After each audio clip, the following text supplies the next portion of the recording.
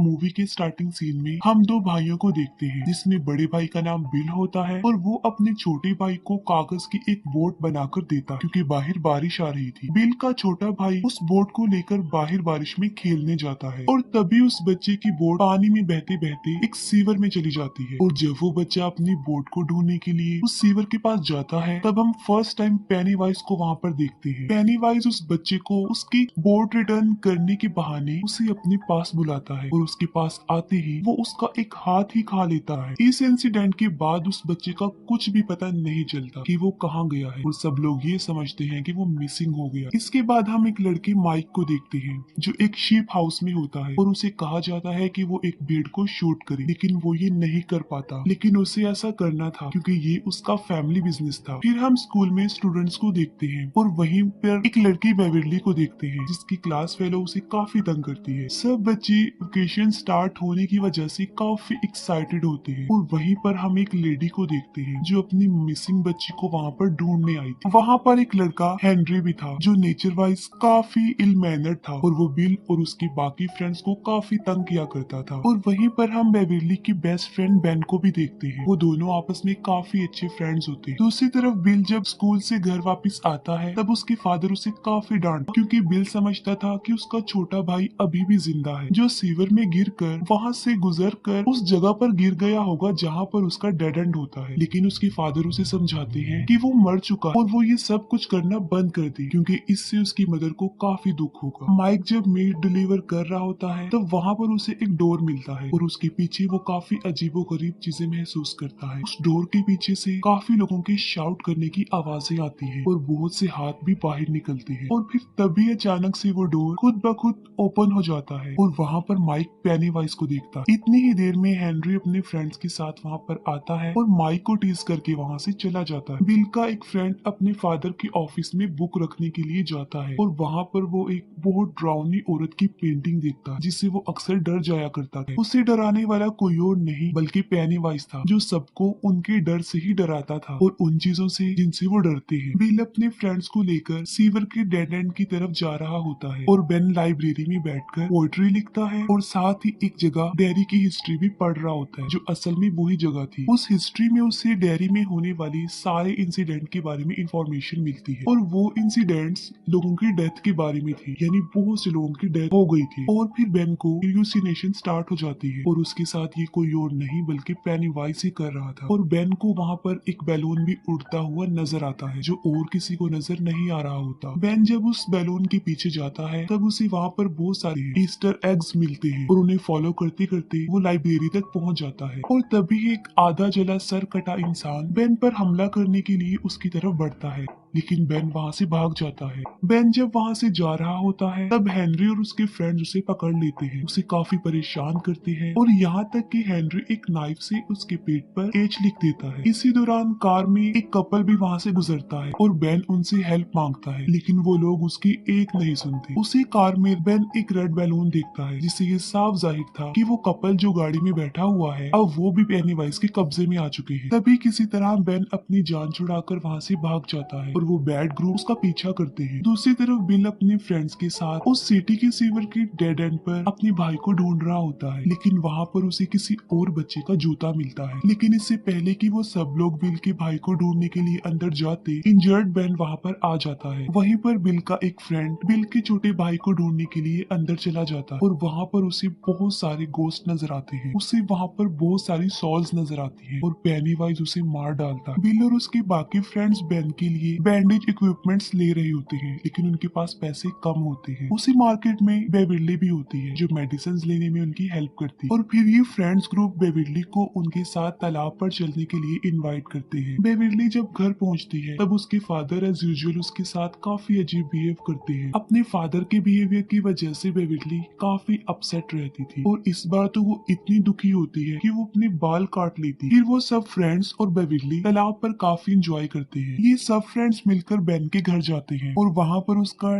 Dairy town से related history collection देखते हैं। बेन उन्हें बताता है कि जो जो लोग इस सिटी में रहा करते थे एक एक करके वो वहाँ से गायब होते रहे। लेकिन अजीब बात तो ये है कि लोगों के गायब होने का कोई भी रीजन, उनकी डेड बॉडी या कोई भी निशान नहीं मिला। बस सिर्फ उस सिटी में ही एक कुएं के पास मरे हुए लोगों के कपड़े थे जो खून से भरे हुए थे और वहाँ पर खून खराबा आम हो गया। लेकिन उसके पीछे ये पता नहीं चल सका कि ये कौन कर रहा हो। फिर हम बिल के फ्रेंड एडी को देखते हैं जो स्कूल से घर की तरफ जा रहा होता है और रास्ते में वो एक बहुत पुराने घर के सामने से गुजरता है और ठीक उसी वक्त उसकी मेडिसिन लेने का टाइम भी हो जाता है और एडी वहाँ पर रुककर अपनी मेडिसिन लेने लगता है। और तभी एडी को उस घर से किसी की आवाजें सुनाई देती है। वो आवाजें सुनकर एडी काफी घबरा जाता है। वो वहाँ से जाने लगता है तभी घबराहट के आलम में उसकी मेडिसिन उसके हाथों से गिर जाती है। एडी जब अपनी मेडिसिन उठा रहा होता है तभी वहाँ पर एक बदसूरत काफी गंदा और बीमार आदमी आकर उसे डराता है और उसे डराते डराते वो उस पुराने घर की तरफ ले जा रहा होता है। लेकिन एडी भागकर उस घर के पीछे चला जाता है और एडी को वहाँ पर पेनीवाइज नजर आता है। एडी वहाँ से भाग जाता है। बेवर्ली जब घर आती है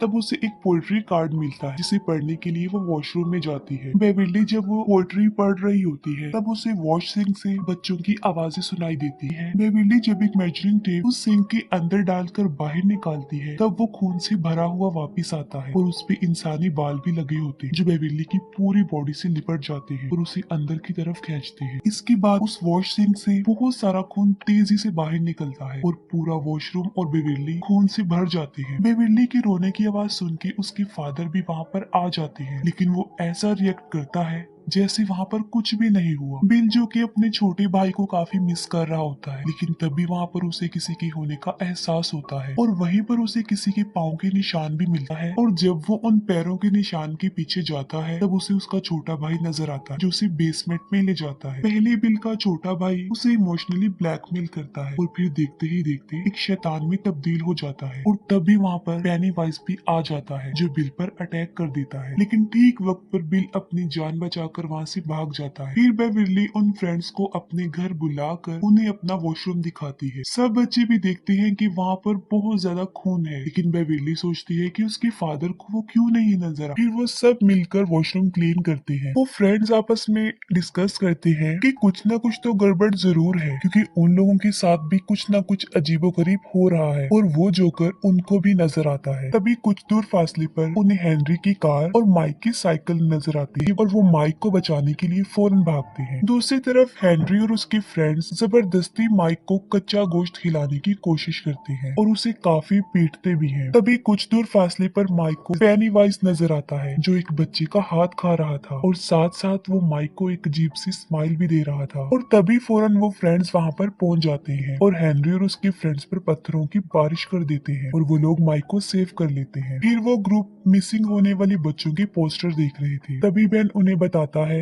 कि उसने डेरी टाउन के बारे में दोबारा से पढ़ा है। वो कहता है कि मुझे पता चला है कि डेरी टाउन में हर 27 साल बाद ऐसे इंसिडेंट्स होते रहते हैं। उन इंसिडेंट्स में लोग गायब होते हैं और ज्यादातर बच्चे, और ऐसा पहले तो कुछ अरसे तक चलता रहता है लेकिन फिर अचानक से बंद हो जाता है और फिर 27 सालों बाद ऐसा होने लगता है। वो लोग ये समझ जाते हैं कि कोई तो है जो 27 साल बाद आ जाता है और बच्चों को पकड़कर खा जाता है और इतना ज्यादा शिकार करने के बाद 27 सालों तक वो बिल्कुल रिलैक्स हो जाता है और साथ में वो ये बात भी समझ जाते हैं कि वो बच्चों के सामने उन्हें उसी रूप में आकर डराता है जिससे वो सबसे ज्यादा डरते हैं और जाहिर है तकरीबन सब बच्चे ही जोकर से डरते हैं। बिल सबको अपने घर ले जाता है और उन्हें डेरी टाउन का मैप दिखाता है। मैप देखकर उन लोगों को पता चलता है कि जहाँ जहाँ वो इंसिडेंट्स हुए थे वो जमीन के नीचे एक गटर से जुड़े हुए हैं और ये सारे गटर एक ही जगह पर आकर आपस में मिलते हैं और वो कुआं है जो उसी पुराने घर में था। वो बच्चे फौरन ये समझ जाते हैं कि पेनीवाइज वहीं पर रहता है उसी पुराने घर के कुएं में। तभी एडी इन बातों से काफी डर जाता है और वो सब कुछ बंद करने के लिए कहता है लेकिन अचानक से प्रोजेक्टर अपने आप ऑन हो जाता है और पिक्चर्स खुद ब खुद चेंज होने लगती है। ये देखकर वो लोग काफी घबरा जाते हैं, काफी डर भी जाते हैं और तभी उन पिक्चर्स में बिल के छोटे भाई की पिक्चर भी आती है और तभी फौरन पेनीवाइज भी एक पिक्चर की सूरत में उनके सामने आता है और तभी पेनीवाइज उस फोटो से निकलकर उन बच्चों को डराता है। वो सारे बच्चे काफी डर जाते हैं, लेकिन बिल डिसाइड करता है कि वो उस पुराने खंडर वाले कुएं में जाएंगे और पेनीवाइज का मुकाबला करेंगे। वो सब बच्चे बिल की बात मानकर उसके पीछे पीछे उस घर में जाते हैं। बिल कहता है कि हमें उसका मुकाबला करते हुए उसे रोकना चाहिए, वरना ये सिलसिला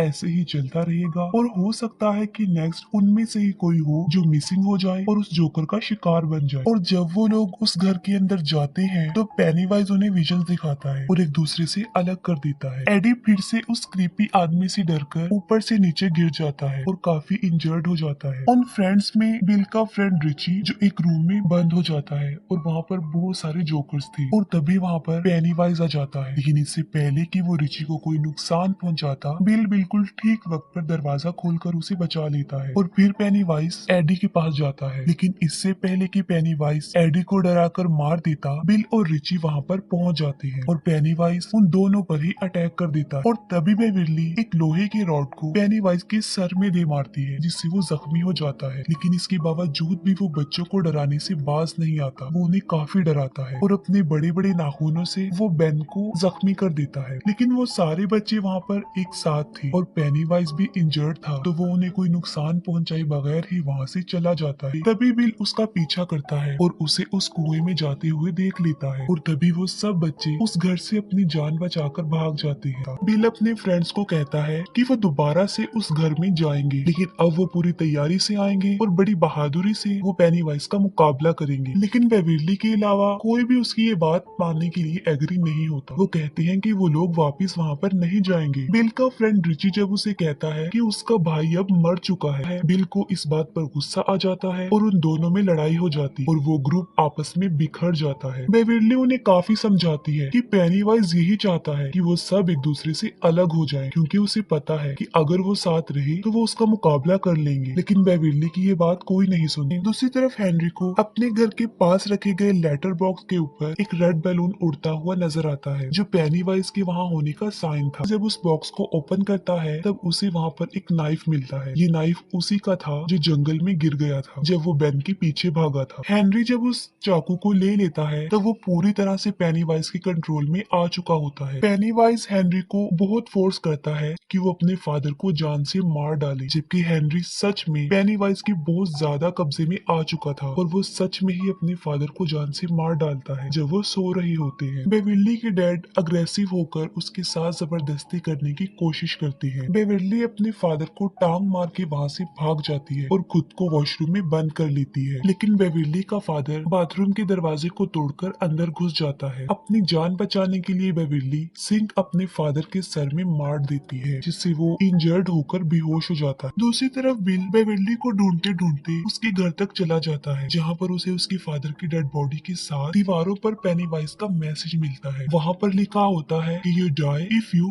ट्राई। बिल अपने सब फ्रेंड्स को बताता है कि पेनीवाइज बेविरली को ले गया है और वो बेविरली को बचाने के लिए फिर से एक हो जाते हैं और फिर वो लोग दोबारा से उस घर में आते हैं। लेकिन इस बार वो अपनी पूरी तैयारी से पेनीवाइज का मुकाबला करने के लिए हथियार भी अपने साथ लाए होते हैं। दूसरी तरफ बेविरली के ऊपर खून के कुछ कतरे गिरते हैं, जिससे वो होश में आती है और वो देखती है कि वो एक गटर में है, जहाँ पर कचरे का एक बहुत बड़ा ढेर काफी ऊंचाई तक लगा होता है और वहाँ पर बच्चों की डेड बॉडीज भी हवा में फ्लाई करती है। तब बेविरली वहाँ से भागने की कोशिश करती है, लेकिन पेनीवाइज उस पर अटैक कर देता है और उसे काफी डराता है। लेकिन बेविरली नहीं डरती। बेविरली बड़ी बहादुरी से उसका मुकाबला करती है। पेनीवाइज जब देखता है कि वो उसे नहीं डर रही तो वो उसे उसका असली रूप दिखाता है और वो पेनीवाइज की एक डेड लाइट भी थी। उसे देख बेविरली फौरन बेहोश हो जाती है। सारे बच्चे कुएं से नीचे उतर जाते हैं, लेकिन सबसे लास्ट में जब माइक की बारी आती है तब हेनरी उस पर अटैक कर देता है। वो उसे मारने की कोशिश करता है, लेकिन माइक उसका मुकाबला करके कुएं से उसे काफी नीचे गिरा देता है। वो लोग जब नीचे उतर रहे होते हैं तब उनका एक फ्रेंड उनसे बिछड़ जाता है और यहाँ पर पेनीवाइज उस भयानक पेंटिंग वाली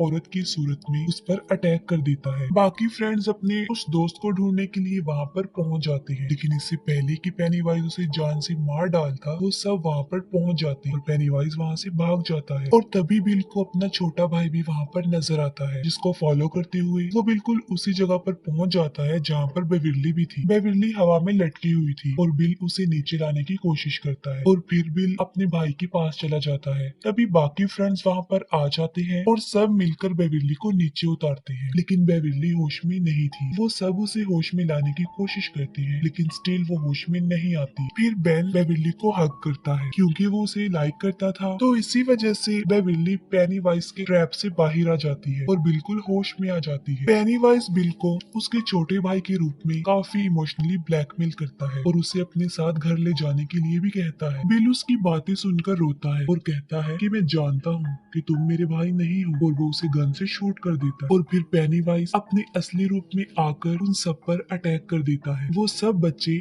एक होकर उसका मुकाबला करते हैं, लेकिन फिर पेनीवाइज बिल को पकड़ लेता है। पेनीवाइज उनको बताता है कि तुम लोग मुझसे जितना डरोगे मेरी पावर उतनी ही ज्यादा बढ़ती जाएगी। वो कहता है कि तुम बिल मुझे दे दो, उसके बदले में मैं तुम्हारी जान बख्श दूंगा और तुम यहाँ से चले जाओ। मैं इसे खाकर 27 सालों तक सोने के लिए चला जाऊंगा और तुम लोग भी अपनी लाइफ में वापस चले जाओ। पेनीवाइज के यही अल्फाज उसी पर भारी पड़ जाते हैं। वो सब बच्चे बिल्कुल एक होकर उससे लड़ते हैं। पेनीवाइज उन बच्चों को हर उस रूप में डराने की कोशिश करता है जिससे वो सबसे ज्यादा डरते हैं, लेकिन वो बच्चे नहीं डरते। लेकिन अब पेनीवाइज उनसे डरने लगता है क्योंकि वो सब एक थे और डर भी नहीं रहे थे, और यहाँ तक कि मार मार के भी वो पेनीवाइज को काफी जख्मी कर चुके थे। उन बच्चों का बिल्कुल एक हो जाना पेनीवाइज को हारने पर मजबूर कर देता है और पेनीवाइज डरते हुए भूखा ही 27 सालों के लिए सोने के लिए चला जाता है। ये मूवी यहीं पर एंड हो जाती है।